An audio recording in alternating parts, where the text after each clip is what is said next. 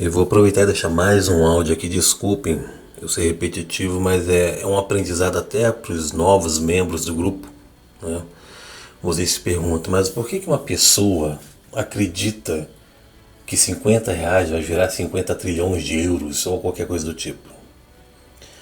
Toda a teoria da conspiração, todo golpe, ele tem que ter um pouco de coisas reais aspergidos no seu roteiro para dar credibilidade à história que está sendo contada. Usam de poucas verdades para criar uma história de mentira. O que leva uma pessoa a acreditar nisso? Você primeiro tem que saber qual é a vítima que você vai atacar. Eles sabem quem eles vão atacar. Por que eles deram preferência para pessoas da igreja? Por que eles não tentam vender aporte para facções criminosas, por exemplo? Porque eles sabem que ali vai ter uma retaliação brutal. Na igreja não. Na igreja, dentro da igreja, eles vão usar o elemento da fé.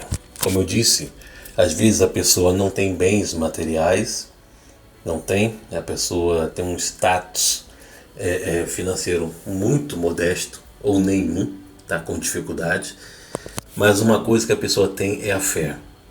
A fé é uma das poucas preciosidades que essas pessoas têm. É a menina dos olhos na vida da pessoa, e é exatamente essa menina dos olhos que esses caras atacam. Eles vão manipular a Bíblia, que a maioria é cristã que cai no golpe, eles vão manipular a Bíblia para fazer de fato você acreditar que R$ 50 podem virar 50 trilhões. E aqui é um ponto muito interessante, porque quando você confia numa pessoa, você não reflete tanto, você não está com a sua defesa posta para filtrar aquilo que está sendo falado, porque como você confia naquela pessoa, você acaba baixando a sua guarda, você vai baixar a sua guarda. Isso é normal. Por exemplo, tem um irmão mais velho que ele mexe com o negócio, ele trabalha na bolsa, ele gosta de ganhar dinheiro com a bolsa.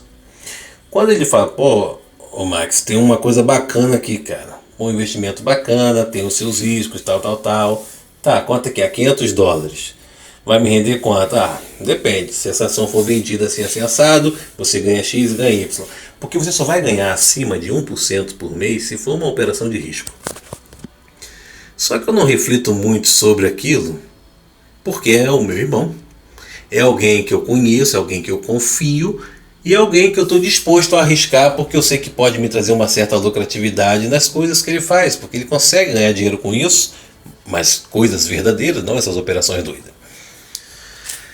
Ele me chama para um determinado negócio, eu vou mais porque eu confio nele do que necessariamente por conhecimento daquilo que ele está me apresentando. Cara, olha, não vou nem me aprofundar muito. Tá aqui o dinheiro, daqui a X meses você me devolve aí o que você prometeu. E o cara faz lá as operações dele, na verdade ele faz as operações dele, me chama, você quiser. E beleza, está resolvido. Porque você confia na pessoa. O ato de confiar em alguém é uma coisa muito importante. Você quando confia numa pessoa, você bota um pouco de você nas mãos daquela pessoa. Não, eu confio em fulano. Por quê? Você tem uma ligação com ele forte ao ponto de parte daquilo que te forma, de parte de você, do seu eu, é retirado de você e dado na mão daquela pessoa. Por isso que quando alguém lhe trai, você sente. Por quê? Porque parte daquilo que você deu para ele, ele jogou no lixo. Por que as pessoas, quando são traídas, elas demoram a acreditar em outras? Porque elas passaram por essa experiência de ver o seu ego sendo maltratado por alguém que ele confiou. Então, essa confiança é usada para manipular. Quando alguém se apresenta como líder religioso e um pastor, a pessoa da igreja que tem menos conhecimento, porque as vítimas deles, como eu falei, são semi-analfabetos ou analfabetos funcionais, pessoas que escrevem, mas não entendem o que leem. Elas confiam nesses líderes. Aí o líder vem com uma sequência de versículos bíblicos onde há uma exaltação da prosperidade e a pessoa acredita. Ela já não está mais no campo da lógica.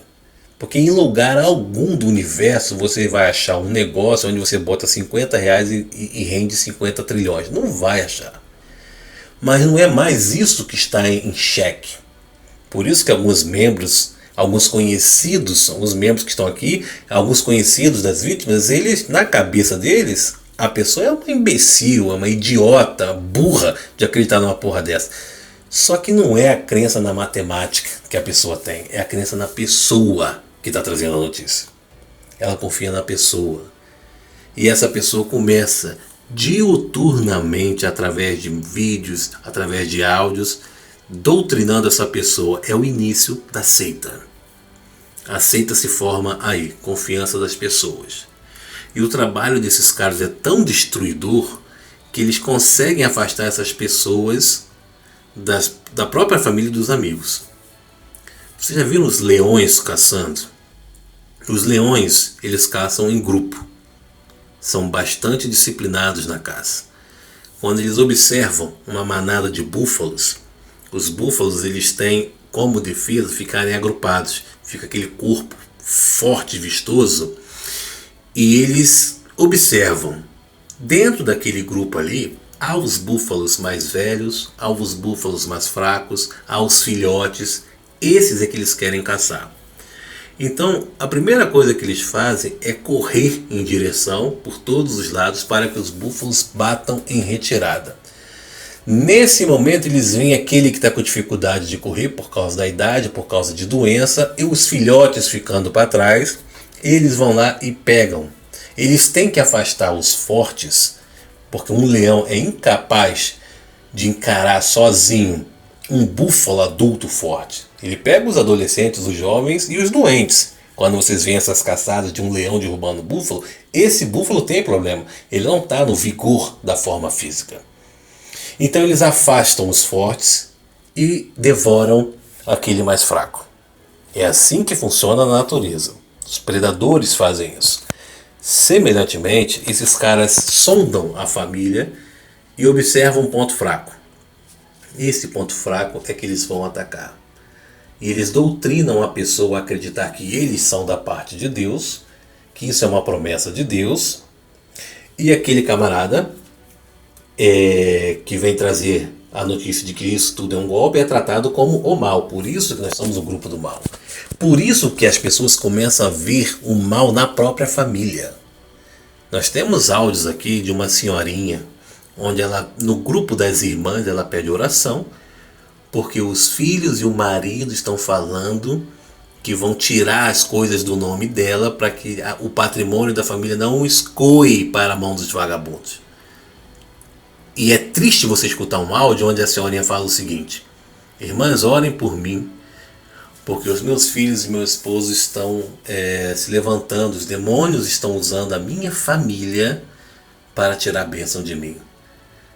Cara, imagina isso. Imagina os búfalos mais fortes tentando salvar o mais fraco e o mais fraco: não, fica longe. Vocês querem destruir os meus sonhos e meus projetos. Caraca, você está na mão de leões, está cercado por leões. A gente está tentando te avisar e está de sacanagem comigo. E começa aquele atrito. E o que os búfalos fazem quando o mais fraco, o filhote, o que está ali, o elo mais fraco dessa corrente, ele está no meio dos leões? Eles abandonam. Eles abandonam. E eles nos abandonam porque são covardes. É porque eles sabem que eles vão botar a própria vida em risco. Na natureza acontece assim. Na vida humana, as pessoas cansam. O esposo cansa da mulher que acredita. A mulher cansa do esposo que acredita. Os filhos cansam do pai que acredita. E é assim que acontece. E aí, quando essa figura está isolada da família, os leões vão chegar até ela e vão devorá-la. As pessoas começam a pagar R$10, R$20, R$5, R$20, tem que pagar a taxa disso, daquilo outro. Isso é equiparado aos leões com um búfalo caído, se debatendo e sendo devorado vivo. É isso que acontece. Então a gente está aqui tentando avisar para ela que ela está cercada por leões e elas brigam com quem tenta salvá-las. Porque agora nós somos pintados como o mal. É assim que funciona. Eles afastam a pessoa, doutrinam e ela se torna uma pessoa fechada. Você sabe qual relato que eu recebo aqui? Isso é comum em todos os aportados. Eles se tornam mais reservados, eles ficam mais irritadiços. Qualquer um que fale alguma coisa ou que mostre uma reportagem, ele já vai lembrar da doutrina que está na cabeça dele, tipo, as pessoas vão querer dizer que a justiça é do sistema. Não tem nada a ver com as operações. Essas pessoas querem que você perca a sua bênção. Mas pensem em Moisés. Moisés, com o povo de Israel, ele caminhou por 40 anos em círculo, até que aquela geração toda morresse antes que chegassem a Canaã. Então eles vão fazer um imã. Aí começa a misturar religião, fé e distorção da Bíblia para poder acabar com a cabeça dessa pessoa. Essa pessoa ela entrou num mundo paralelo, uma realidade nova. E eles começam a ver a realidade como um perigo do mal querendo acabar com a bênção dela. Gente, o problema todo é esse. Você não consegue lutar com o abstrato. Você tem que saber lidar com a parte psicológica para poder tratar uma pessoa dessa. Quiçá psiquiatria para tratar essa pessoa. Quando você fica xingando uma pessoa que acredita que 20 conto vai virar 20 milhões, chamando de burra, ser um retardado, aquilo tudo, isso vai ser tão frutífero quanto você tentar chegar num cracudo que está noiado debaixo do viaduto e querer discutir que ele não pode usar droga. O problema já não é mais aquilo ali. Você tentar falar com essa pessoa é inútil. Você vai ter que tentar fazer uma coisa diferente, uma abordagem diferente. Esse confronto direto só afasta. E tirar uma pessoa que está com essa escravatura mental do estado que ela se encontra, isso toma tempo, cara. Isso toma tempo. Por isso que quando chegam aqui pra mim, falam, meu marido ele está acreditando. Aí eu pergunto, quanto tempo? Ele está há 8 anos. Puta que pariu. 8 anos de lavagem cerebral, gente. Eu sempre falo, olha, felizmente, é difícil. Dá pra tirar? Dá. Só que pra tirar, vai ter que ter, primeiro, disponibilidade da pessoa em escutar, que às vezes a pessoa não quer escutar nada. Como já aconteceu aqui, uma mulher veio até mim e, cara, a mulher tava tensa demais. Ela me mandava áudios de 10, 15 minutos em sequência e eu só escrevia, estou ouvindo, para motivá-la a falar, porque elas não têm nem com quem conversar. As pessoas que convivem com esses aportados, elas não têm com quem conversar, porque é uma loucura que acontece. Então o grupo aqui se torna um bálsamo para ela. São pessoas que podem me ouvir. Meu irmão, a mulher me passou áudios em sequência. Sabe o que você escutar? 10, 15, 20 áudios de 10, 15 minutos? Foi o que eu fiz. Fui dormir naquele dia, 6 horas da manhã, para levantar às 6h30. Nem dormi, tomei um banho, tomei um café e fui para o trabalho. Porque era importante. Porque se você não fizer isso, a pessoa... Se você colocar uma panela de pressão no fogo e ela não tiver aquele birrozinho ali para apitar, para soltar a pressão, o que vai acontecer com essa panela? Ela vai explodir, cara. Então ela estava ao ponto de agredir a pessoa ou atentar contra a própria vida. Então quando ela vem e fala, é a panela de pressão sendo aliviada. Esse é o nosso trabalho. Esse é o nosso trabalho. É muito complicado. É muito complicado. Aí você fica ali conversando com ela. Aí eu falo, olha, essa pessoa que está morando com você, esse aportado, ele está numa redoma de vidro, onde o ar que ela respira é diferente do seu, onde as coisas que ela vê e enxerga é diferente daquilo que você vê e enxerga. É uma outra sintonia. Você está no FM, essa pessoa está no AM. É outra sintonia. Você não pode confrontar, porque essa redoma a protege, ela foi doutrinada para isso. O que você tem que fazer é entrar no mesmo barco da loucura. Entre no mundinho dela. E por mais que o ar seja irrespirável, que o odor seja desagradável, que aquilo que você vê te enoja, cara, segura firme e aos poucos tenta colocar o gestor dela em xeque. Como, Max? Perguntando de forma suave, olha, eu quero entender, porque se for uma coisa boa, eu quero para mim também. Isso já é uma forma de abordagem. E aí a pessoa vai começar a falar um monte de coisa. Ah, não, porque eu vou receber 500 trilhões de dólares.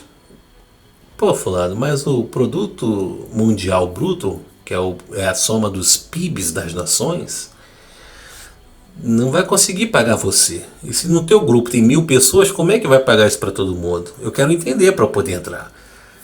Quando a pessoa faz esse tipo de abordagem suave, uma hora o aportado, quando estiver sozinho, ele vai lembrar dessas palavras quando a semente entra no coração e ele vai pesquisar, ele vai perceber isso.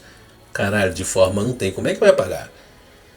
Nada como criar a dúvida na cabeça da pessoa. Você semeia a dúvida.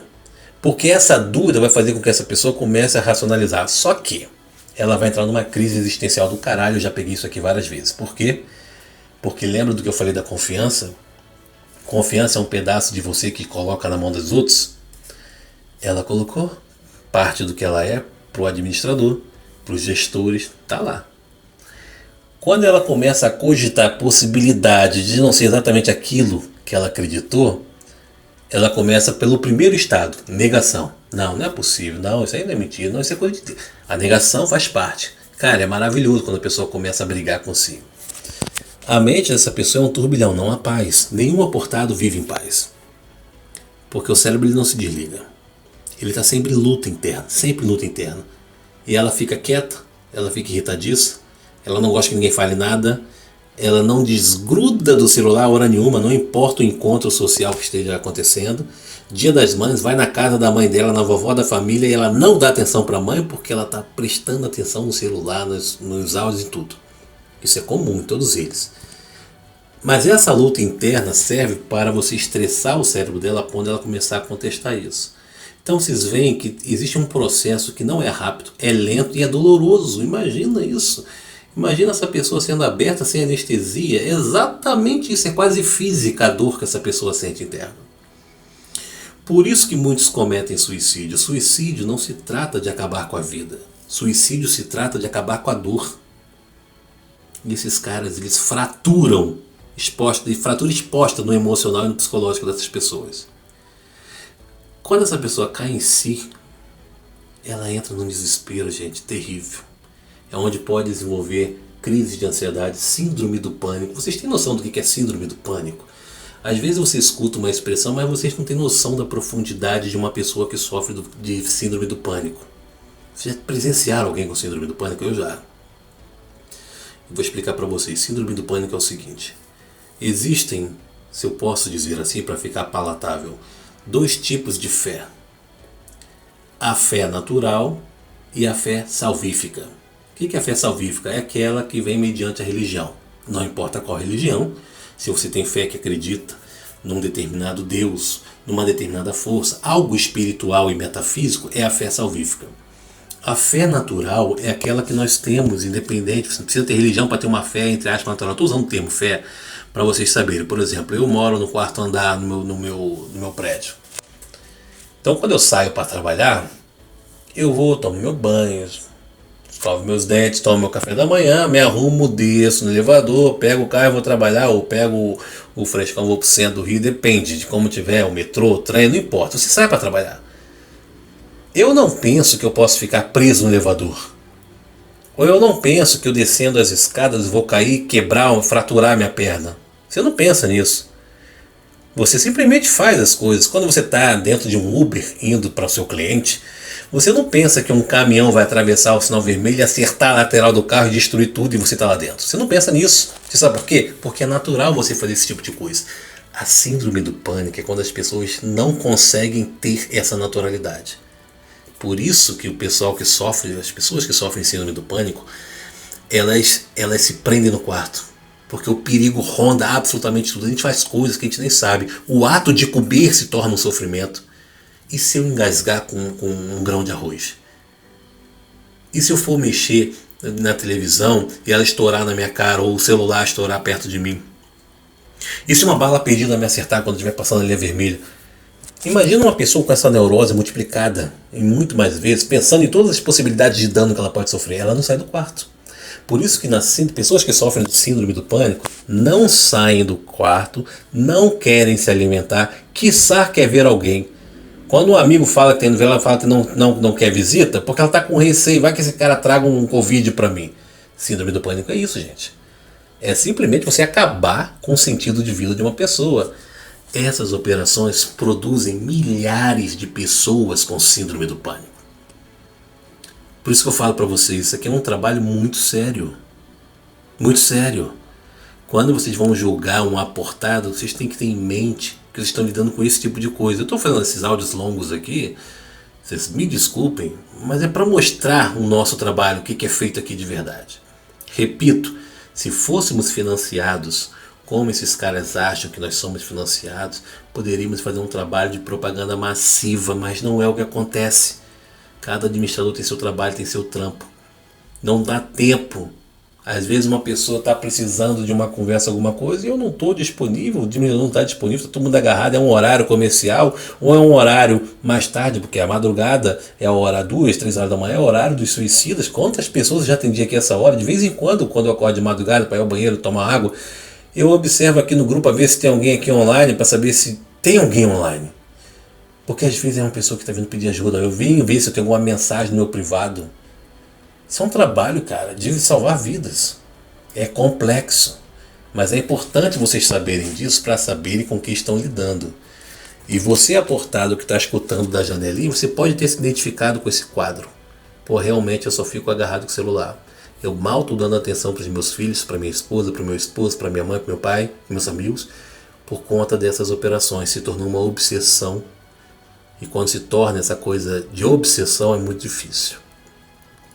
É importante que vocês saibam disso. Vocês, membros do grupo, vocês novos que não conhecem, com um pouco mais de profundidade. Eu acho que esses áudios que eu estou passando para vocês estão mergulhando vocês a fundo daquilo que a gente enfrenta aqui todos os dias. Não é fácil, cara. Não é fácil. Muito cuidado nas abordagens. Porque elas podem ser crucial para vocês incentivarem uma pessoa a tirar a própria vida.